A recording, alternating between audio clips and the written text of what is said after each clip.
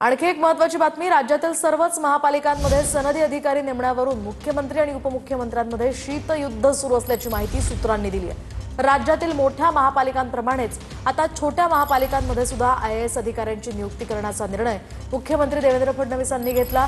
दरम्यान मात्र या महापालिकांमध्ये सनदी अधिकारी नियुक्तीचं बंधन न घालता राज्य शहरी प्रशासन सेवा अथवा राज्य सरकारच्या सेवेतील ज्येष्ठ अधिकाऱ्यांची सुद्धा नियुक्ती करण्याची प्रचलित पद्धत कायम ठेवण्याचा आग्रह उपमुख्यमंत्री शिंदेंच्या नेतृत्वाखालील नगर विकास विभागाने घेतलाय आणि त्यामुळे आता नव्या वादाला तोंड फुटलंय। असं काही कुठेही असं ठरलेलं नाही की फक्त आयएएसच राहतील।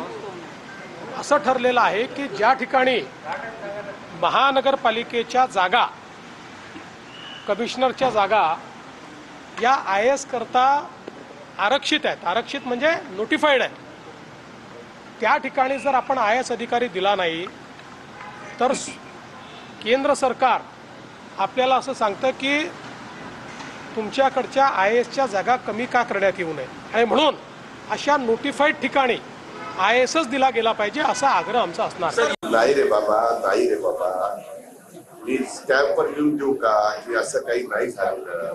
आम्ही एकत्र बसतो त्यावेळेस कधी मला तसं जाणवलं नाही।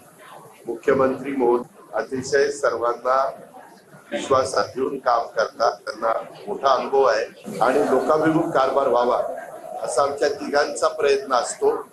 त्याच्यामुळं आमचं तिघांचं व्यवस्थित चाललेलं